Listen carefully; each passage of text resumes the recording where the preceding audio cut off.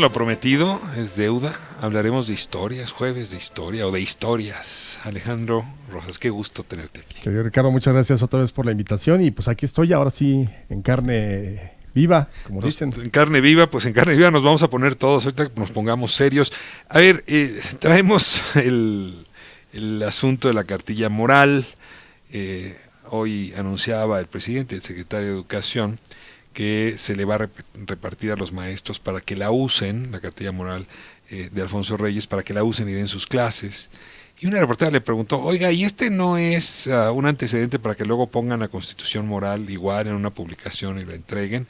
Y el presidente ahí lo que advirtió es que había que actualizar a Alfonso Reyes porque hay temas pues que él no abordó, por ejemplo la ecología. Entonces yo te pido un poco que nos des contexto, el origen de la cartilla moral, si es cierto que estuvo guardada en una bodega muchos años porque no querían repartirla, y qué opinarías de una nueva cartilla moral para el siglo XXI al estilo Alfonso Reyes, pero donde él ya no sería el autor. No, claro, mira, yo creo que hay que poner en contexto, es exactamente como lo dices. Alfonso Reyes, así bajita la mano, está cumpliendo 60 años de muerto. O sea, el mero Alfonso Reyes es el de los años 30, 40, este gran intelectual que además había sido parte del Ateneo de la Juventud con Vasconcelos.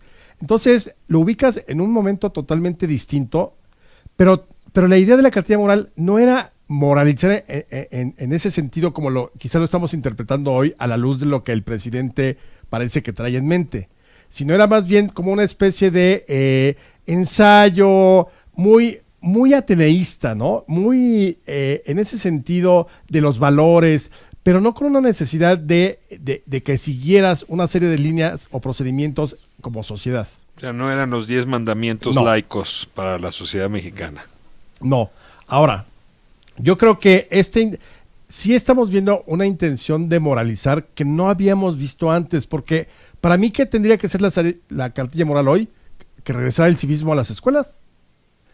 Las clases de urbanidad. A lo que da a entender el secretario de Educación es que este libro, esta cartilla puede servir para esas clases de civismo que vendrían en el nuevo modelo, en el modelo de la nueva escuela mexicana, que es a lo que se refiere, ¿no? Exactamente. Ahora, yo invito a la gente que nos está escuchando a que la lea, es muy aburrida.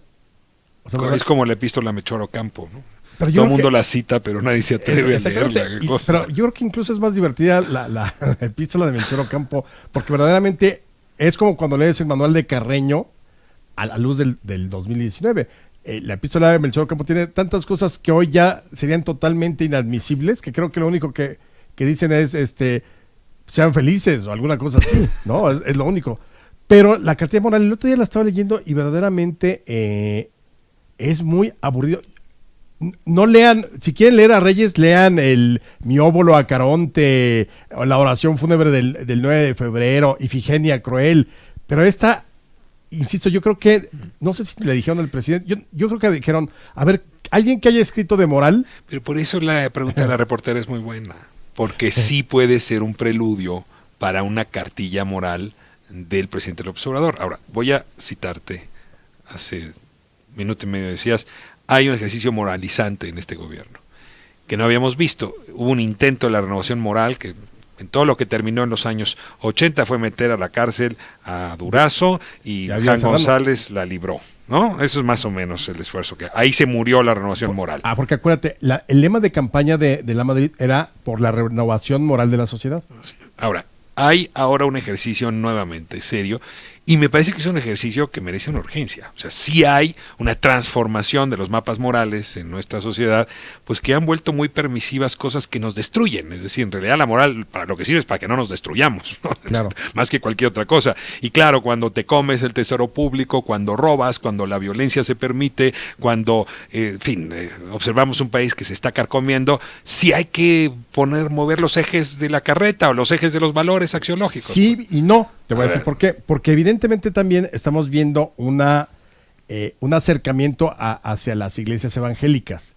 Entonces, por momentos, toda esta parte de los cristianos, de los movimientos cristianos en México, y sus principios y sus creencias, casi por momentos se cruzan. Es decir, no hay una separación. La moral laica abreva de la moral religiosa. No es novedad, ¿eh? No, pero yo, por ejemplo, por eso insistiría más bien en derechos cívicos, en civismo, en sí hacer campañas por ser mejor ciudadano, no tirar basura, la buena vecindad, no tanto no tanto en el otro aspecto en el que va, ¿sí? Pero no sabemos en el que va. O sea, si el rumbo que va es el de Alfonso Reyes, no va mal, aunque esté aburrida. Bueno, pero leyendo la cartilla moral sí te das cuenta que sería más hacia el lado como religioso, aunque nunca habla de religión propiamente. Pero es ese tipo de como de moral cristiana, católica, la que asoma en la cartilla moral.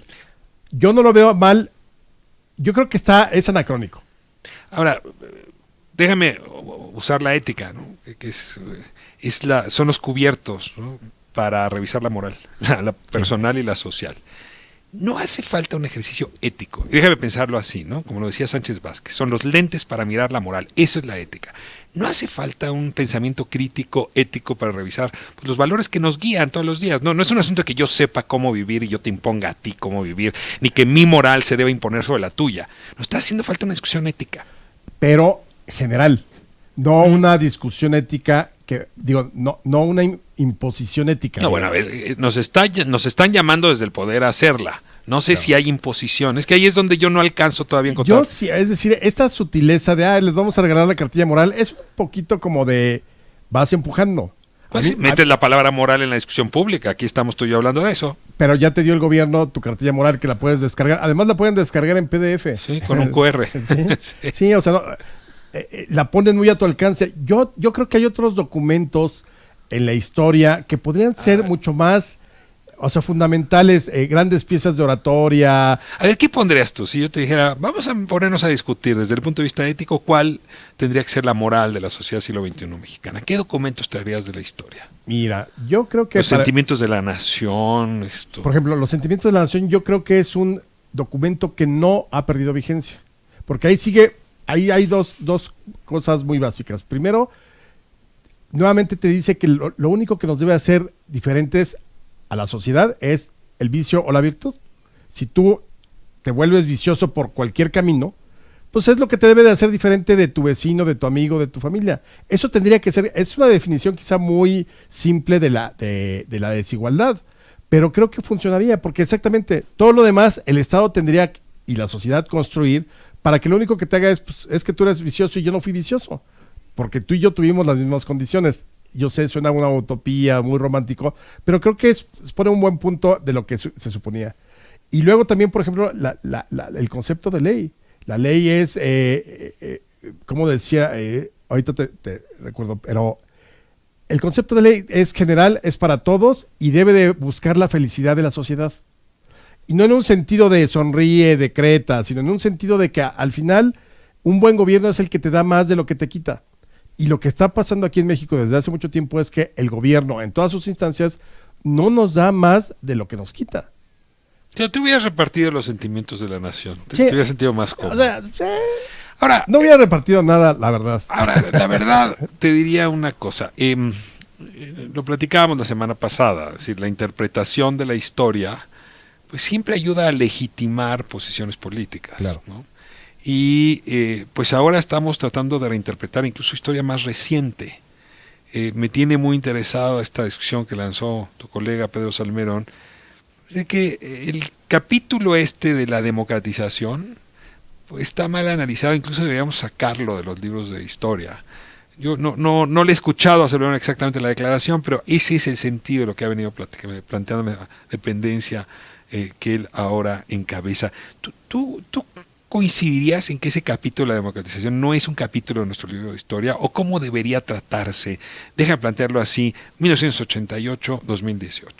No, yo creo que tendría que entrar todo y toda discusión, y todo a crítica, y todo a investigación.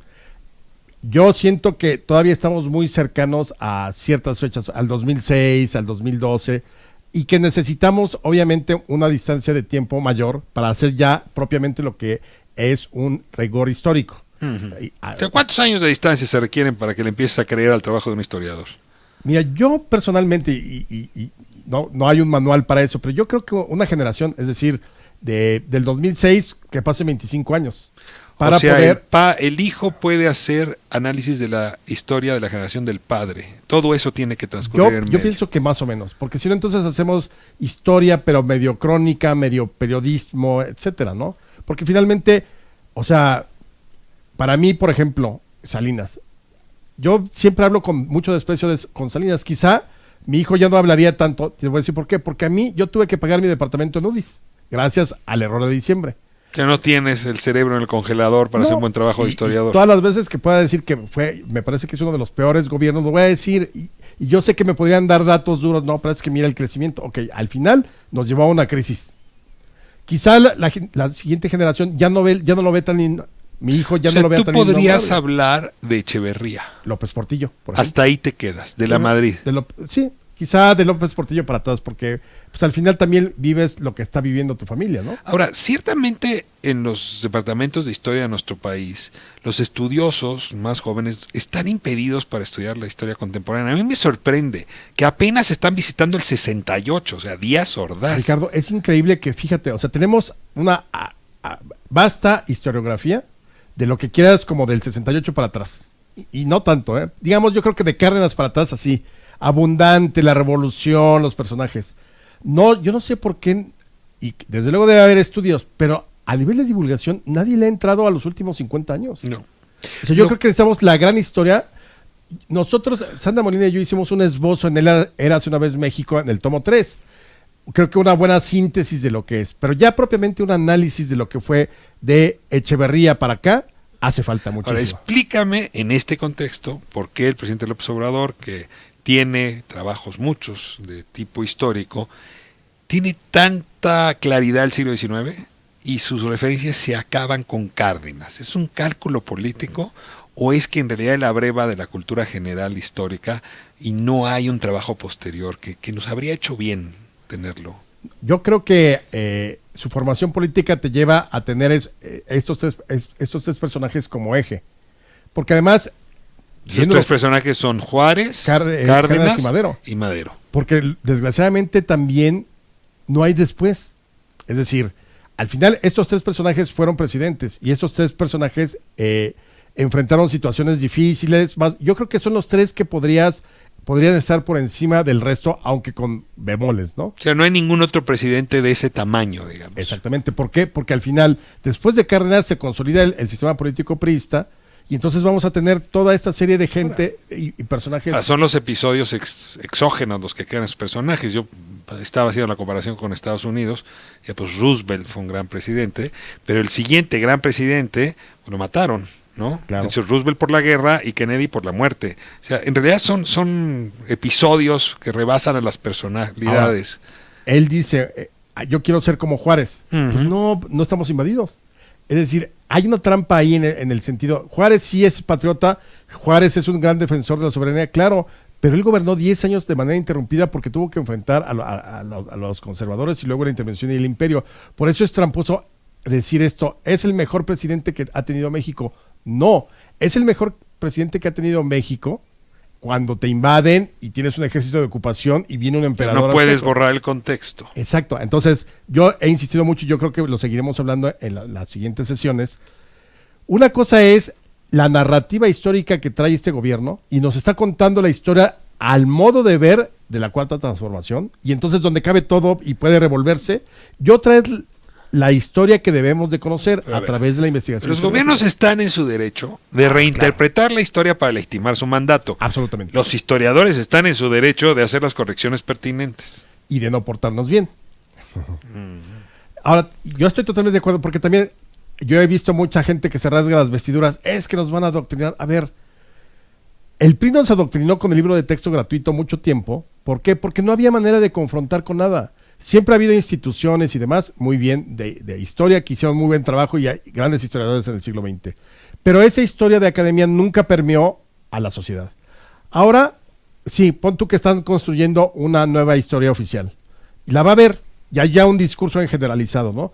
Pero ahora como ciudadanos tenemos una facilidad. Te puedes ir a Samos y comprarte 3 biografías, no novelas, biografías de personajes de la historia de México o de pasajes que ya porque ha bajado la academia a la divulgación. Entonces, es que me dijo, el nuevo gobierno me está diciendo que Cárdenas era maravilloso. Pues ve a buscar la de